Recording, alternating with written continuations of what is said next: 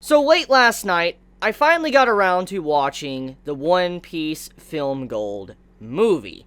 Now, I know it's been out for a while, and many are going to be saying, whoa, Chibi, you haven't watched the movie? I mean, you're a One Piece fan, but you haven't seen that movie? You know, it's been out for a while, you should have already watched it. Well, I just never got around to watching it, and thanks to me rewatching the anime I've been talking about recently quite a bit, and thanks to my friend being into One Piece now, we've been also watching the movies on the side, and we finally got to the point to where we could sit down and watch Film Gold, so I got to watch it for the first time alongside my friend, and it was, I want to say, a really good movie. I dare say it's probably one of my favorite movies of One Piece. I mean, I hold Strong World and Film Z in high regard. I hold those up there as like some really good films. Not just in One Piece, films, but just in anime films, there's some really good stuff. And I hold them very high up there. However, I really like Film Gold. I like the design of it. I like the characters within it. And I really, really, really love the villain, Tesoro. Now, I know we've had some really good villains in the previous two movies. We had, Shiki, the Golden Lion, and Strong World, and then we had Zed, Z and Film Z and all that. Very, very good villains. I loved them. However, I really love Tesoro, and the reason for it is why I'm making this video. And I don't know what I'm going to call this video. I don't know if I'm going to call Was Tesoro a Good Villain, or if I want to call it like, Tesoro became the very person he hated. I don't know what I'm going to title it, but it's a work-in-progress title. But I do say, though, that this was a good movie, and I'm glad I watched it, and he's such a good villain. So let's kind of talk about that, okay? Let's talk about his character, and then let me kind of dive into the message and what happened to him. So Tesoro, he is the main antagonist of the One Piece Film Gold movie, and also Heart Gold and all that. He's like the main villain, all the build-up to him. And he has the Gogo no Mi, which is a gold fruit to where he can manipulate gold, and also since, different gold he has control over, he basically can control gold, and it fits with the film's name, Film Gold. Now, he is also a casino owner. He owns this biggest ship, this big entertainment ship. He has basically the highest wealth in the world besides the Celestial Dragons. He owns 20% of the net worth of the entire world of One Piece, so this man is stacked. He's got fat stacks. This man, he is in like a showbiz entertainment, ship and all that. This man is just pretty, stacked. His characterization was really cool. However, when you get later into the movie and all that, and you find out a little bit more details about him, you get to start seeing what really made him like he is. Because when you first see him as a character, you notice he's a very sadistic person. He is someone that should laugh first. Like, here's an example. Someone walks into his room, okay? He's like the owner of this casino and all that, and he's on this entertainment ship, this big ship and all that, and like I said, he's like one of the richest people in the world. This person, one of his lackeys, walks into the room, and they start like laughing to something, and then he's like, did I tell you to laugh? He's like, I should be laughing first. And so the man straight up killed his lackey, which was like, whoa. So this man kills his own subordinate, basically, because he laughed first. And that just shows his type of personality, what type of person Tesoro really was in that moment. He seemed more of a scumbag, and he obviously didn't care about anybody underneath him. He was just using them as pawns, and he even goes along the lines to say throughout the movie that everybody on the ship is his property. Even people that just jump on the ship or whatever just to have a good time, they're also his property. Everybody that is on that ship, every item, every person is his property. That's how he views everything, and it just shows he cares little for anyone at all. And as the movie carries on, you're like, this man he's scummy. Like, he's really scummy. He's really crusty and scummy. And eventually you get that backstory to him, and you find out why he's so sadistic and why he acts like he does. So Tesoro, at birth, he was born into a very poor family. That is very funny when you think about it, because when you look at his character in the movie, he is this rich man that owns, like I said, 20% of the net worth of the entire world of One Piece. This man is rich, okay? He literally pays tribute to the Celestial Dragons, heavenly tribute to them, and they allow him to be a neutral territory in the world. The world government and the Celestial Dragons recognize him. So when you find out that the man was poor and born into a poor family, you're like, you're joking. That's like some form of sick joke. How can a person that was born into poverty and understands how it feels to be at the bottom of the food chain turn out like Tesoro? How can they turn out like him and how he acted in the movie and treating everyone like his property? And that's what makes him so fascinating. How could someone go so wrong when obviously with an upbringing like he had, you would think he would understand and have a little bit more of a moral compass. But later on down the road, we kind of find out what actually happened to him and what led him to be like he is. So like I said, he was born into a poor family, and his father apparently was into gambling. He was gambling his life away, and the family went poor thanks to it. It got poorer and poorer, and they went deeper and deeper into poverty, and eventually the father succumbed to illness because he couldn't afford treatment at all from doctors. So it's a very sad life when you think about it, that the father lived. You know, Tesoro's father lived, he was gambling, and then eventually he ran out of money, and then when he finally got sick, he couldn't get treatment, he died, and then Tesoro at the age of 12 decided to just leave his family, and he started becoming a criminal. That's what happened. That was his origin story. After what happened to his father, and he, you know, being a gambler, Tesoro decided to just find another way to make his own money. He became a criminal. And you'd think someone that started off like that saw such a horrible upbringing from his father, you think he would understand, like, he would never want to be like his father. Like, he would never want to be what his father was. You would think that would be his mindset. And in some ways, he probably was thinking that. And as it carries on, after he continues doing criminal activity, eventually his friends leave him. Because he also gets into a gambling problem. So he becomes his father. At the very least, he didn't have a family, but he had friends, and his friends eventually left him because of his gambling problem.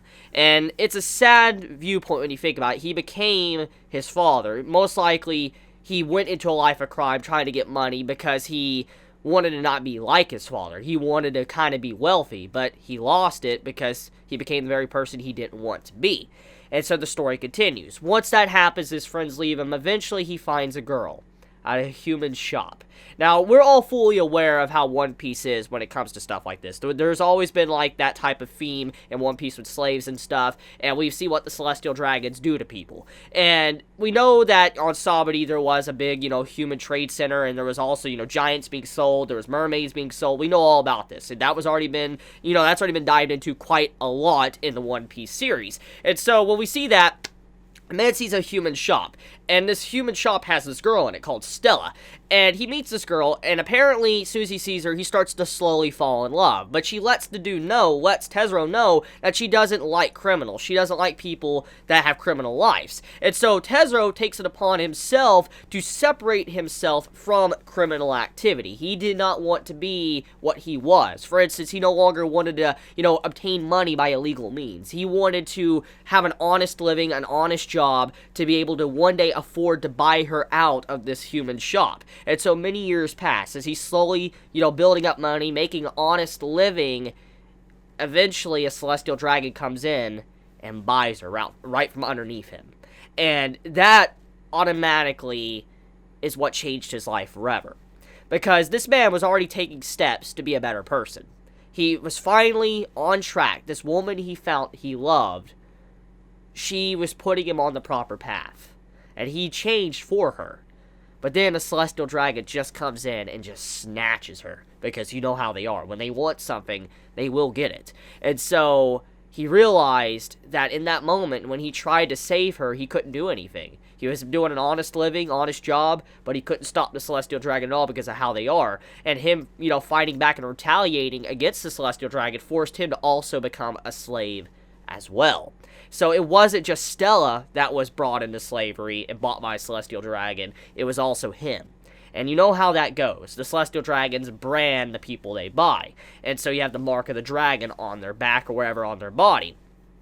And eventually, a couple years pass after that, and he finds out that Stella has succumbed to death. She's died because of what the Celestial Dragon did to her.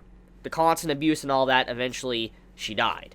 And he heard about this while being, you know, a slave as well. And you gotta imagine what this would do to a man's mind after everything he was trying to do. For instance, he tried to change himself after all the life and the hardships he had throughout his life with this poor family, to eventually turning to a life of crime, and then his friends leaving him, and then him getting back on the proper path because he found the woman he loved, he wants to marry, and he wanted to buy her out of the human shop so she could have a free life and be with him. he lost all that. And then he became a slave because of her. And when he hears that she died, everything just was gone. It's like your dream, the only thing holding you up in your world just came crashing down. And that was his final breaking point. And what was really breaking him over the many years he was as a slave was the celestial dragons constantly saying, you shouldn't laugh, you laugh after me, constantly mocking him, putting him down for anything he did, which is a very sad thing, which explains some parts of his personality, why he acts like he does in the movie A Film Gold, why he goes out of his way to be so sadistic, and why he would even harm his own lackeys, his subordinates, even call people his property, because his mind got so shattered and warped thanks to what the celestial dragons did to him, that he became what he despised, what he hated. He hates the celestial dragons. That was a big point of the movie, of Film Gold. He wanted to gain enough power and wealth to be able to control them. He was getting closer. He had 20% of the world's income and all the money. And he was getting closer and closer. He wanted to be able to control them. And he hates them. But he became the very thing he hated. He became a contradiction. He became a hypocrite. But at the same time, his mind shattered because of it. When you think about it, it makes a lot of sense. He tried to be an honest man. He tried to help out the girl he loved. But when he tried to be an honest man, it got him nowhere. He couldn't get anywhere. So he figured, what's the point? Well, what's the point of me trying to be an honest man if it honestly can't get me anything in the first place? So that's what eventually turned him back to being a criminal once again. Film Gold, as reference. So, how he got away from the Celestial Dragons was Fisher Tiger. Fisher Tiger, as we know, he freed a bunch of slaves and all that from the Celestial Dragons, and we know the story after that.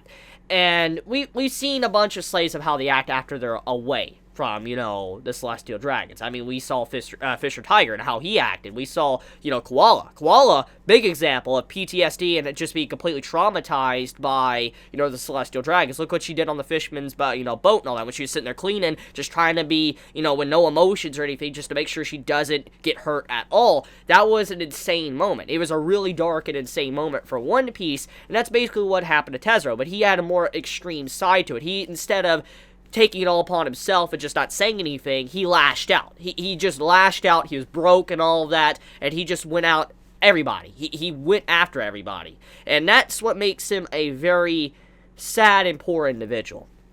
He lost himself.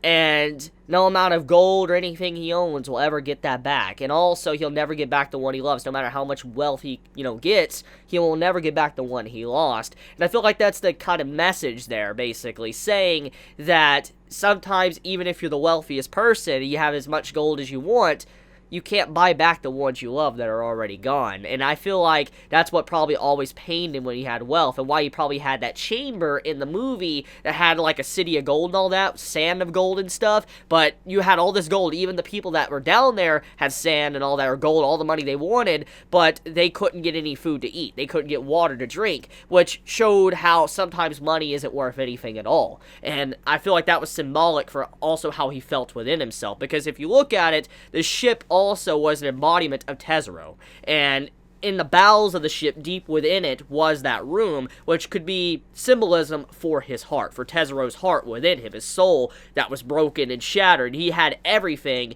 but he couldn't buy what he needed back, what he already lost, his heart, his soul, his kindness, the person he loved. And you can see how the woman he loved still affects him to this day, because he actually has a bunch of gold rings on his finger, but he doesn't have one on his ring finger, which is, showcasing that he doesn't want to ever put a ring on it, because the only ring he would ever put on it would be a wedding ring for Stella, but he never put any ring on it because she died. So, Tesoro's a really cool villain. I like how he became the very thing that he hated. He hated the Celestial Dragons, and eventually elements of their personality and how they acted, how they mock people, how they view people, how they view people as property or less than even human, he started to gain those, attributes from them, and he started acting like that towards people. And it's a very sad thing to see, and it makes him a very compelling villain because of what happened to him. The man shattered. He broke. His mind literally shattered because he lost everything. The only thing that was really holding him up in that time when he was a slave was Stella. And with her being gone, it's like there was just no point anymore. There was no point. And I thought that was a really cool way to handle the villain. It just showcased what you know, the Celestial Dragons can actually do to people. And in some ways, you could look at Tesoro as a mock Celestial Dragon. You can look at him like that, too, similar to how Daffy was. So, yeah, I think he was a good villain. I really like him as a villain. Tesoro was probably one of my favorite anime movie villains from One Piece. I mean, like I said, I like Zed. I really like Shiki, but I just love villains that have that, like, element to their mind where their mind just shatters and, you know, they have to go through so much psychological changes because of what happened to them. I'm a big fan of those type of things, and I love that. Even though Tesoro, in terms of, like, power-wise, he may not be as impressive as some others, I just like his character. I really like his character, and he's what really made the movie for me. It was just how he acted and how he carried himself throughout the movie, and his design as well was really good. I just love his design. So, yeah. That's my thoughts. I just wanted to make a brief little discussion video on Tesoro and, you know, just tell you guys how I felt about the movie. Movie was good. It's probably my favorite movie of One Piece. I really do like Film Gold, and I look forward to finding out what the next movie is. So, if you like my content, please subscribe. If you like this video, please leave a like, and I love you guys. You have a wonderful day or night wherever you live. Please be safe. Chibi out.